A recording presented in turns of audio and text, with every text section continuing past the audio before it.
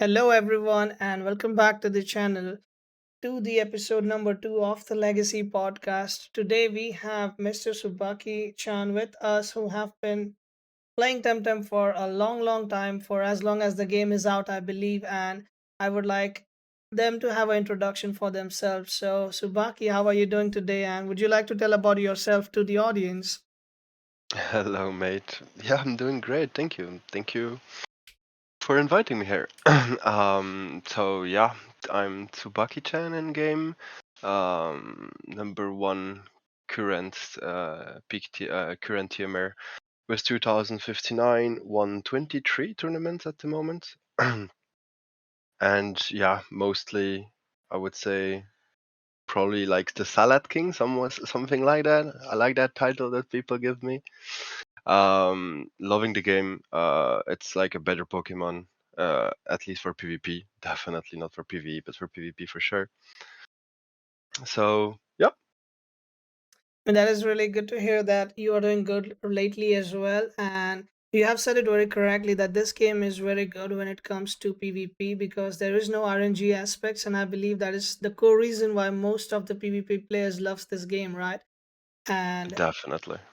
to all the new players who are checking out this podcast, what he meant by Salad King is basically he still plays a lot of Salad, which is referred as a term for playing a stall team, like a tanky team. He keeps out and keeps playing turns until people actually give up their hopes on a match, and that is how he destroys their opponents. And he has 23 tournaments down his belt, and he is really a player to learn a lot from. And today we will be asking a lot of questions to them to get their opinion on the stuff that's going around right now and how it looks like in the current meta. But before we go into that, Subaki, how's the week been for you so far? Quite amazing, man. Refreshing having some free days from work as well, so enjoying my free time, streaming when I have the possibility to do it and the time. And yeah, discovering quite some new games like Naraka Blade Point, but that's like another story. That is true. That is true. I have been spending some time on it as well, and I've been enjoying my time as well. So now jumping into the podcast, I'll ask you one straightforward question real quick. Like we all know that meta has changed significantly from what it was before. So what was your take on the original Cipanku meta, which was like really aggro? When it first came out, it was all about being aggro because so many new items and tems were fully focused on aggro. So what was your point of view on that?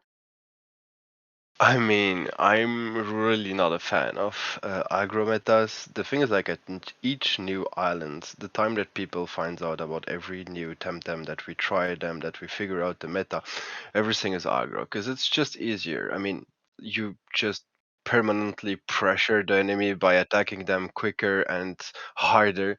Um, yeah, just quick games, but definitely not a playstyle I like.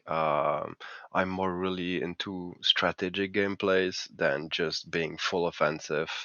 But yeah, that's each one his type of gameplay. But of course, I'm not a big fan of every early new island meta that I is mean, aggro.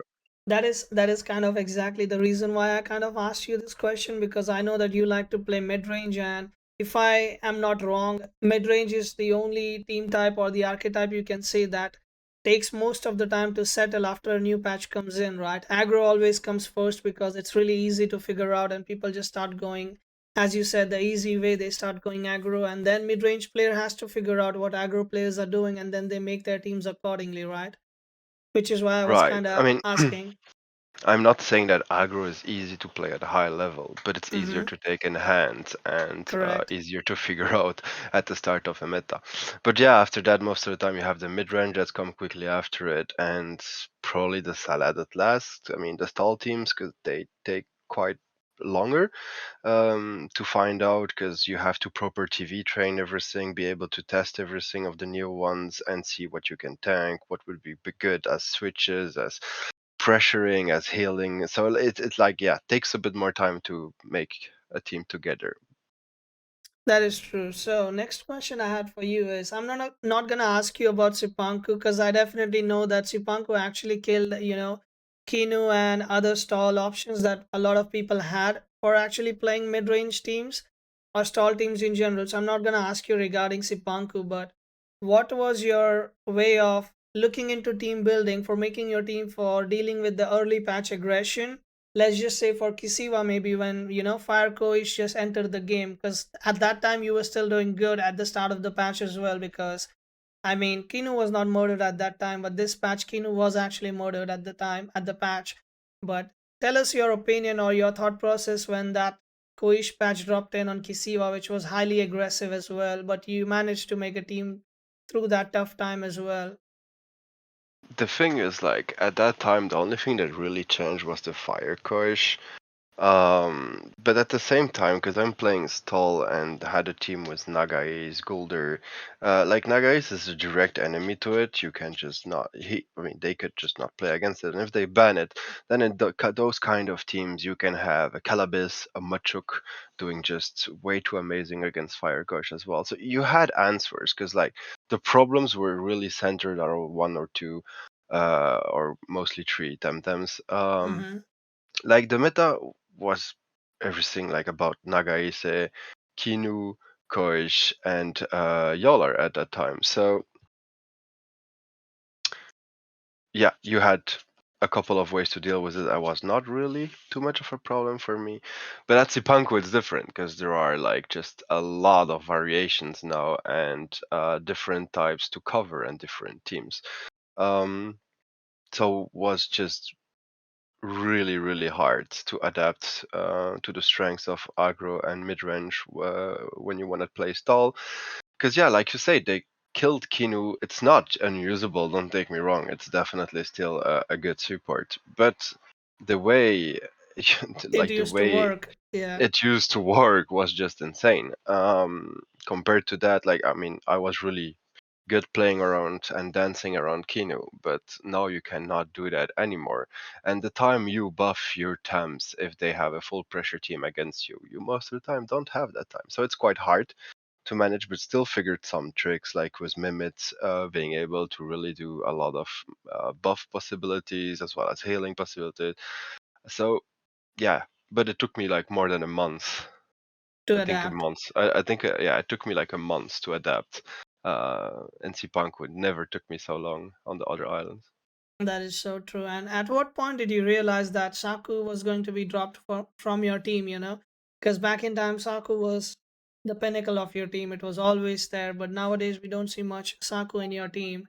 So, what point did you realize that you might have to drop Saku from your team? The, so yeah, I'm a big lover of Saku. The big problem, his first big problem that came out was Tulkan. Mm-hmm. Being the best 2i evolution, anyways, just the best bird at Sipanku, having such a pressure, you cannot deal any damage to him. He just murders you. Every team at the moment feels like they have at least one or two toxics. And then of course you have the toxic teams. Like even if you win, you still get like wrecked by them as well. And then you have the fire teams that are actually quite great too as at the moment. So especially with the Oshiara nerf that took like a bit after Sipanku release. There are just so many good weapons against Saku at the moment that it feels hard to be played.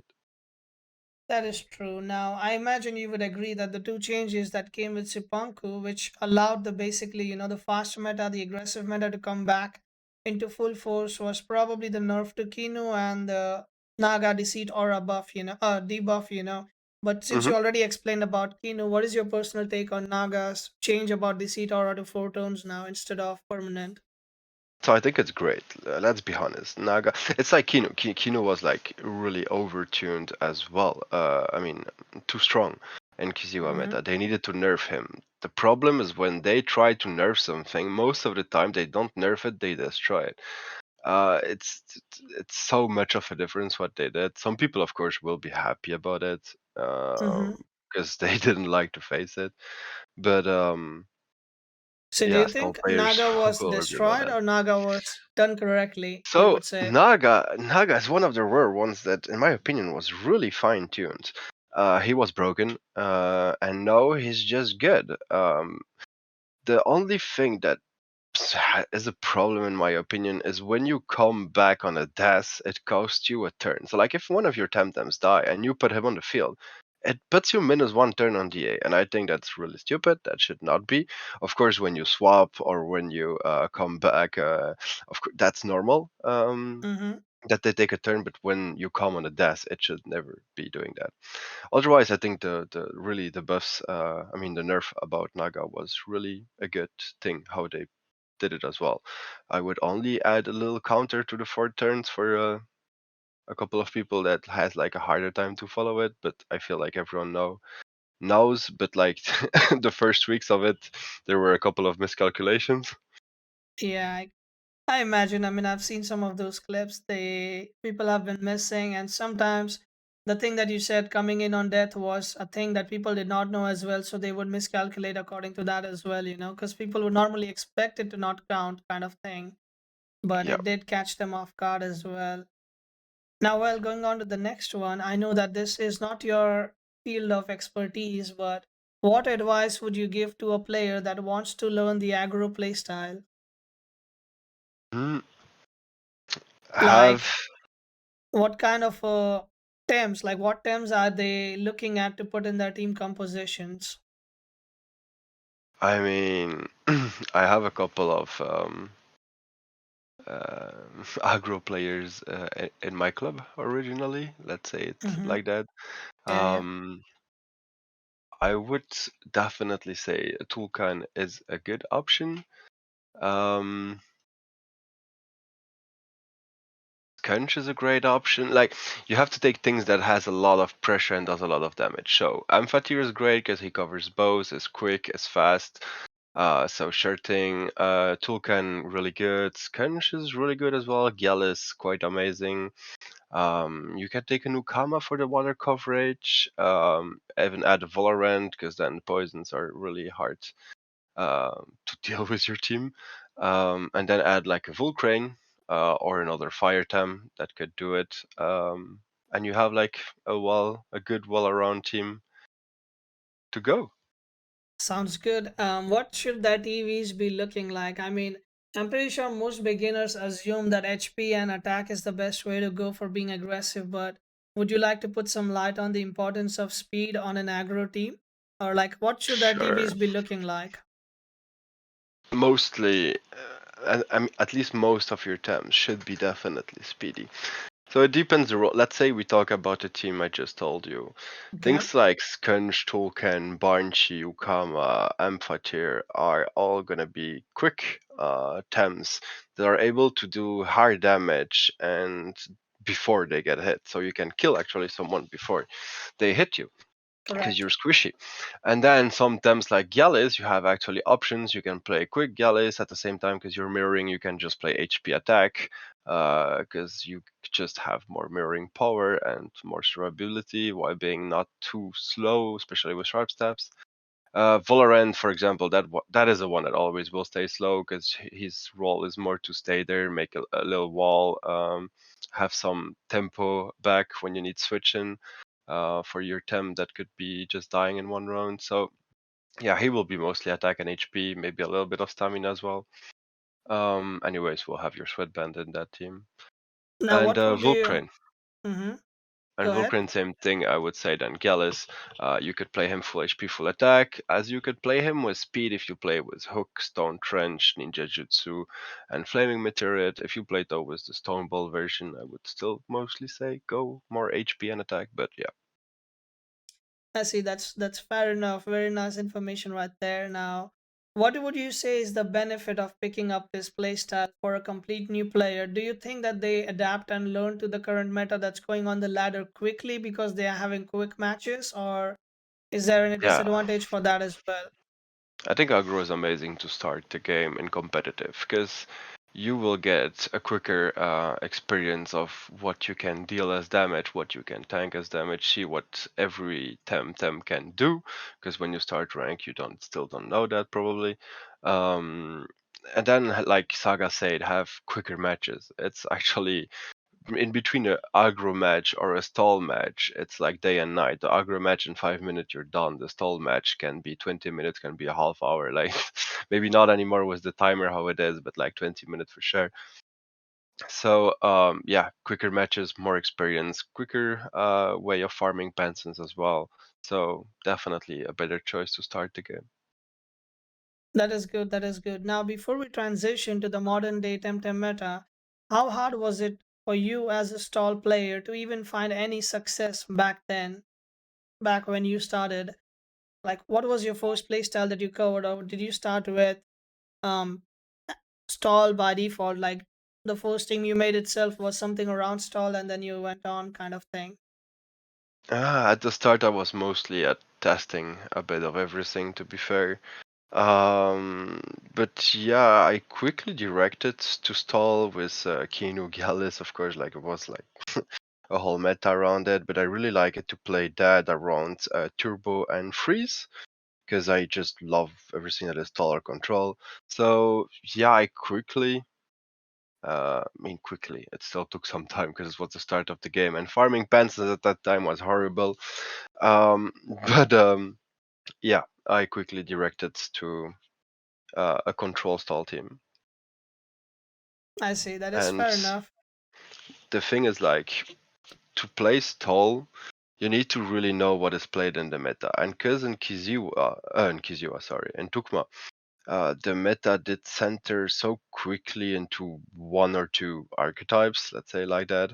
It Mm-hmm. was quite easy because at the moment everything was special attack. So what do? You make a team that goes well into what is meta, or just play the Correct. meta yourself. But I did put like every TVs into special defense because everything was special attack, and then did my tems bulky like that, so I took no damage. And with things like heat up, because at that time Gallus had heat ups, or with freeze hypno things, you could just control, take the dominance of the game, and yeah, have the whole tempo on it. Because either you did go with heat up of Gallus, either you did go with freeze them, turbo, hyperkinetic strike, big massive damage incoming when they cannot move. Like, yeah, it was I like see. a control a half stall, half controller with great damage because hyperkinetic strike was completely broken. I mean, turbo was completely broken. Yeah, I can completely agree on that. Now, with the recent changes that occurred in the patches, and you see the five new items being added, which added a bit more flexibility for the mid-range kind of teams, which we covered in detail with Rishi in the last episode of the podcast. Aggro is no longer looking like a king in this meta, and I imagine you'd be pretty happy about it now, right? After these five items at least. I mean, I'm always happy when the meta is not too aggro. I definitely have easier time to deal with mid-range when you play stall because they don't have the pressure needed to kill you before you're able to set up. But that's like I feel how most of the time metas go. Like aggro is dominant at the start, then the mid-range will be coming and winning against them, and then you have like the stall. Okay, so Uh, now like the meta has slowed down, but hard stall still doesn't seem to have a presence in the game as of right now. Why do you no. think this is the case, and how long do you think it might actually take to have kind of old Kisiwa style stall come back in the game? Or do you even think it's going to happen in Cipanku, or are we waiting for Arbury so that everything can be in a kind of a balance when all the typings are there, kind of thing? I mean that's honestly a good question. Like you said, the big stall meta was definitely the best at Kiziwa. Now it's way harder to use. I mean, you can still have success with it, but definitely not with ease at all. You really have to outplay and read them to be able to win against a good player. True. When is it gonna come back at the Kiziwa time? Like, no, that is like impossible to say. It really depends how they balance the game and what isn't coming with Arbury as well.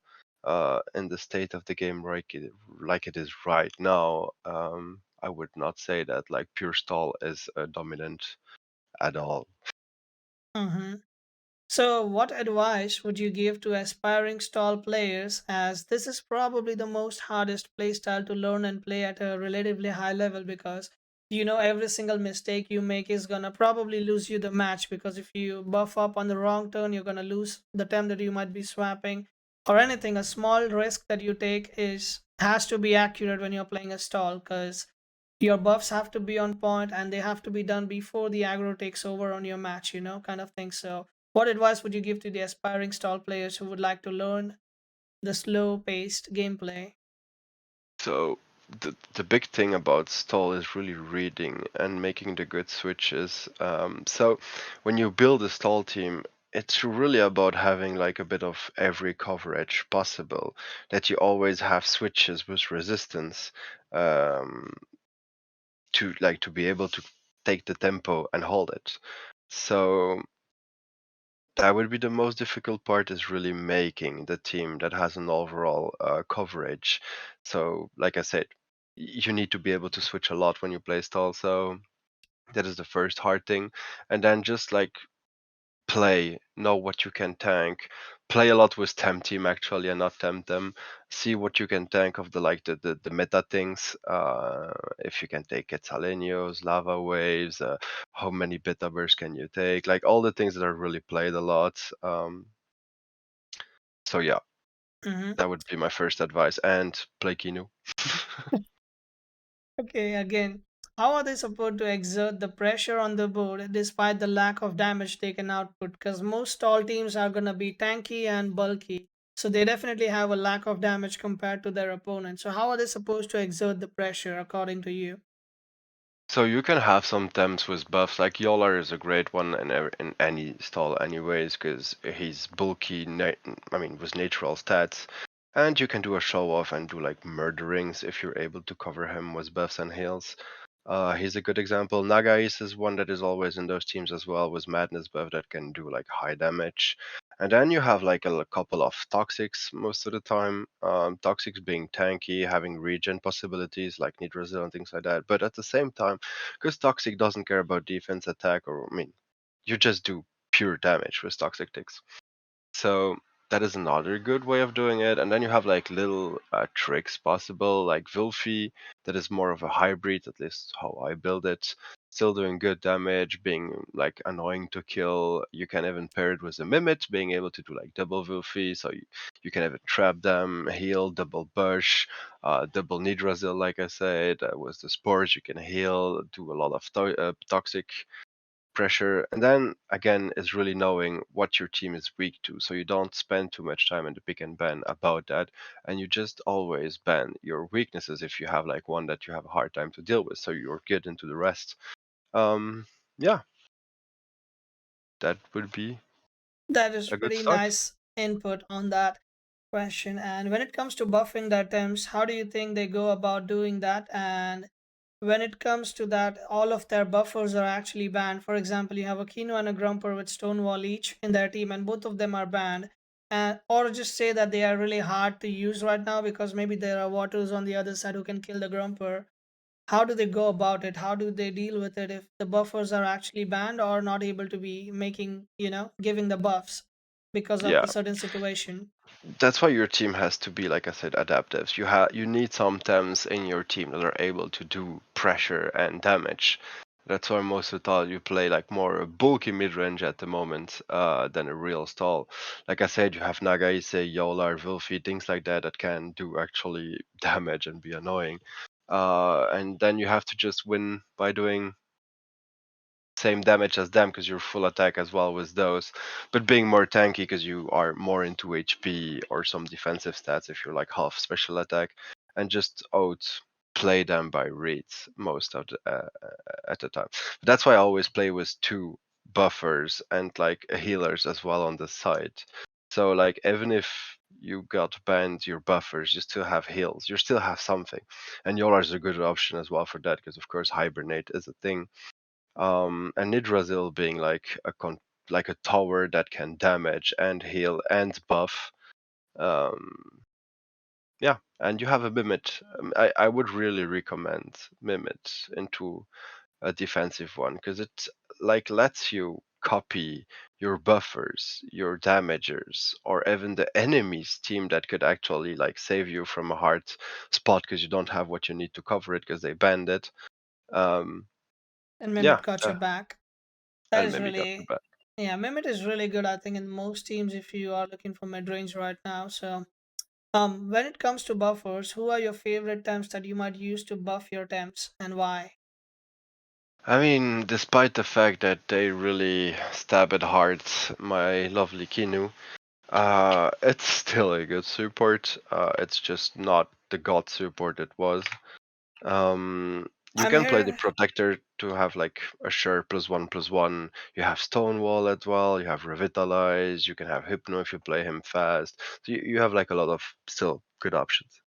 yeah, well, I've been hearing word on the street that some people are actually playing Benefactor Kinu now with something around like 81 stamina and full tank with life full sap, Stonewall on it and just live forever kind of thing. So, do you think that's a good way Yeah, of playing Kinu right now? Because I've I been mean seeing a lot of people are playing Benefactor now over that Protector.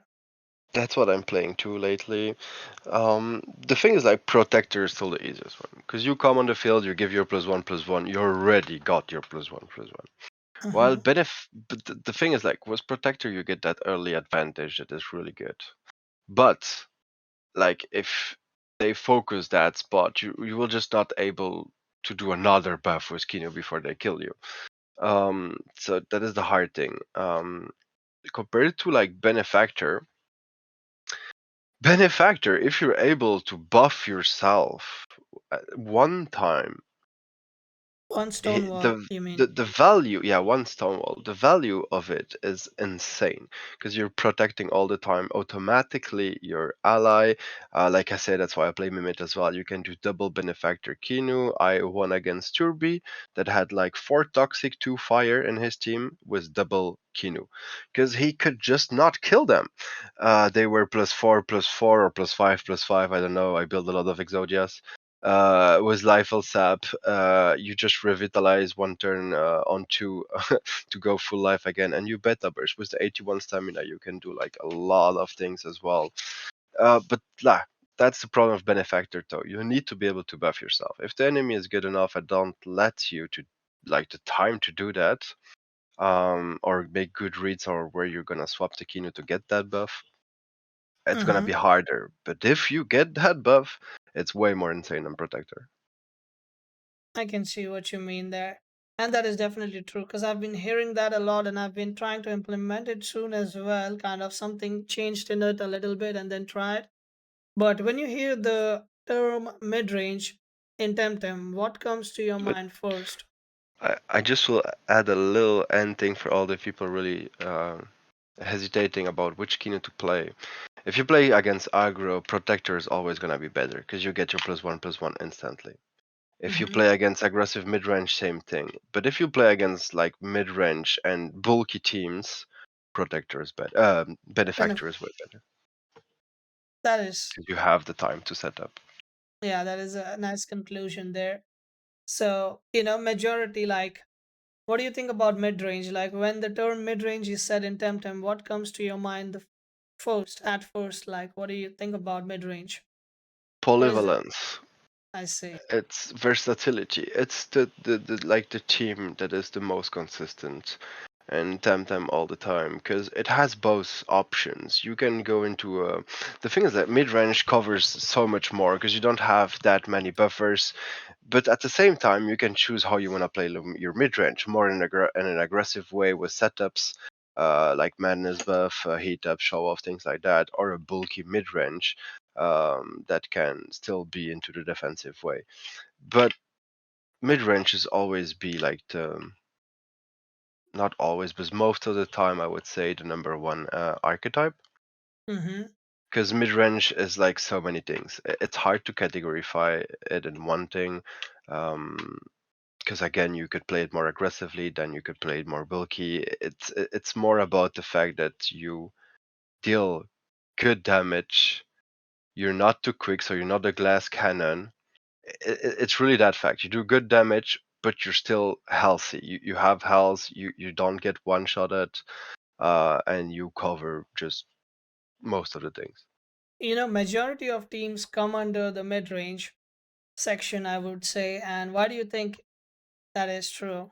Why does like most of the teams end up being called mid range other than complete aggro ones? Like majority of team falls under this archetype. Why do you think that is the case? Because it's the most polyvalent one. It's the one where you have chances against everything, in my opinion. As It's like the most consistent archetype at the moment.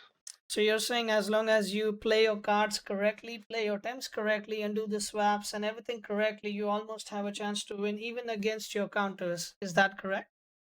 The thing is, like mid range have the less counters normally, because you don't Mm-hmm. spend like temps into really buffers and things like that, like you would do in stall teams.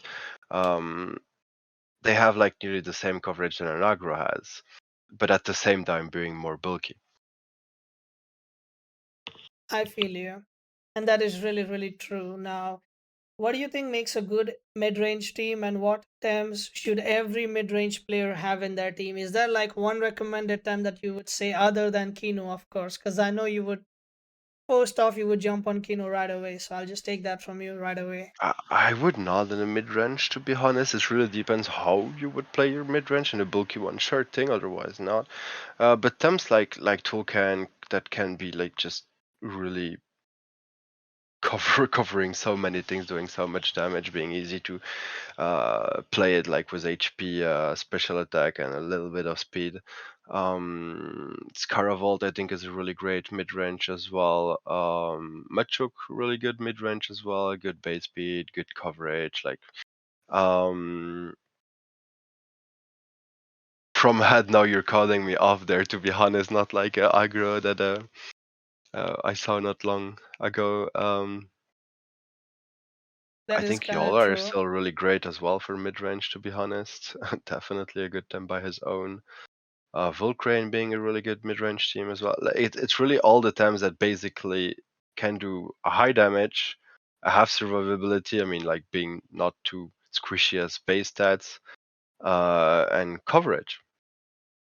So yeah, Yeah, that is true. That is true. Now, I am gonna ask you some questions about your club and to for audience to get a better idea about which club you belong and how do you think about the stuff around it. So I remember back in time you started with Enigma and then you left Enigma after some time. Now you are in Exotic French. So how do you like the atmosphere in Exotic French and how has your time been over there? I started in Divine though, but yeah, and then Oh, Enigma, and then um, Exotic French. I really love Exotic French. It's like a club that I always wanted to go, to be honest, but at the same time, because I had like a lot of good friends in game that could not talk French, well, I stayed mm-hmm, with them. mm-hmm. Um, but yeah, pretty happy I am there now. I mean, at the moment, it's a bit quiet because the state of the game. Um, Mm-hmm. but like yeah, at new patches or like when big tournaments are there, it's definitely a really nice feeling guild. Everyone helping each other, everyone training with each other, quite active, doing mini games on the side. So definitely a Yeah. great club. I completely understand being inactive from time to time, and it happens to the most of the clubs. I mean, even at Legacy, we have like 900 people in the Discord, but it's quite inactive, and I can tell you the difference between a new patch coming out and right now. In the current state of the game, while it's Definitely. it's one of the most best meta that people are claiming it to be, where everyone is trying different stuff, and I completely agree with that. But still, there are some changes done to PvE and other parts of the game which people do not like, which is why there is some inactivity in the game definitely going on around. And I understand that now. Touching on to the next topic is, of course, the club war. 6.75 million pansons on the line.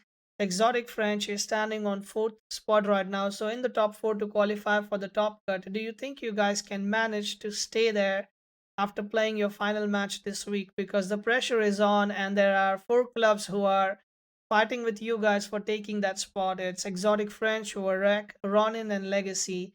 All of them are really tied to each other and they have to play their matches this week and it's gonna be the decider. So are you guys what are your thoughts over that? Are you guys fully prepared for this? I mean, we are definitely gonna try. There are a lot of good clubs at the moment. The big problem for us was mainly that we lost some club wars that we should not have lost because we just could not find a time with them where our members could be free because of work, of family things, like just life. It happens, yeah, it Um, happens. So we ended losing some of those that, yeah, we should not have. But yeah, it is what it is, and we're gonna try actually for the next one, because most of us can be there, finding a date with them. So uh, we'll try our best if we can take that one. That is nice. That is nice. One more question I had for you is, I've been noticing, I mean, I already know about this, and most people know about this as well. But for some who do not know that, you have been a Legacy Prime streamer, and you have been a big community pillar for Legacy as a community as well for like almost 6 months or more now before you even became partner, and you decided to be part of Legacy as well, aside from being in the being in Exotic French, or at that time you were in Enigma, as I said when we met. So what made you decide Legacy as a community? And you are helping us grow, you are supporting the cause of helping more people and stuff. So what was your thoughts behind the decision making of joining Legacy as a community, as a streamer, to encourage more people to join Legacy? I mean, I have noticed that even on your stream you recommend people to go into Legacy for, getting help and stuff. So what are your thoughts behind it? I mean, you're a good seller. But no, I just like the idea of trying to make a community where everyone could regroup, where everyone could help like newer players. Like just the fact of making a community where people help each other was a nice like don't find the word, was a nice feeling, not a feeling, but nice mood. That's what I'm seeking for. Nice Sorry. vibes. Nice vibes. I like it to idea. So yeah, at that time I was Enigma and like still not partner on stream, but sure, it was like my pleasure if I could help to make something grow like that, because I found the idea interesting. And definitely when you watch on the Discord, like people asking questions, other people helping them, it's always the relation of like newer players into like people already farming the game since a year. And yeah, I like that. And at the end of the day, the answer was, I'm a good seller, regardless. Regardless, you're a good seller, All right, but no, you did a good job, man. that sounds good. That sounds good. I'm Are happy you to be here. excited? Are you excited for the future events? Because I believe you have a big event planned for Arbory that you will be combining and collaborating with Legacy as well, and you are planning to do a big event. So, would you like to share some sneak peeks on it, or would you like it to be a hidden secret surprise for our audience later on? I mean, you're taking me a bit on surprise there. Let's be honest. But yeah, I really wanted to do a team circuit. Like a couple of you maybe know or already played or so. I made like a couple Mm-hmm. of team tournaments, and like Mm-hmm. every time I do it, always like people really like it and love, because it's actually quite unique. You don't have that in the game, so I wanted to do a 3v3 circuit with a special way of making a leaderboard as well. But all of I that see. will be explained in Later details on. later on.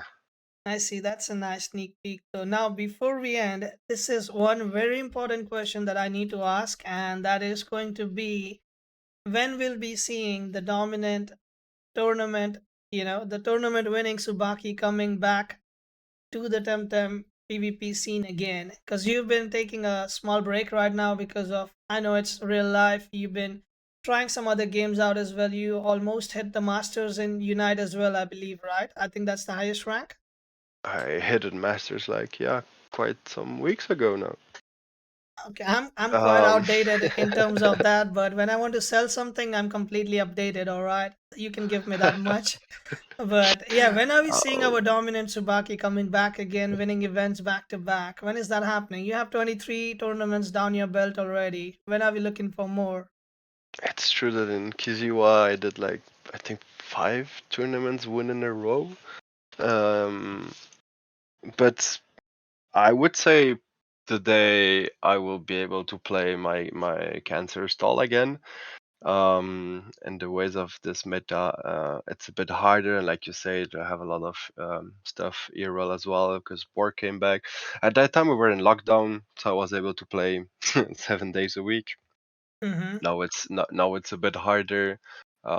Still performing, but like not not at all like it was in Kiziwa. So I would say with Arbori, if I can make like an amazing stall team again, we would. It would be possible to see something like that again.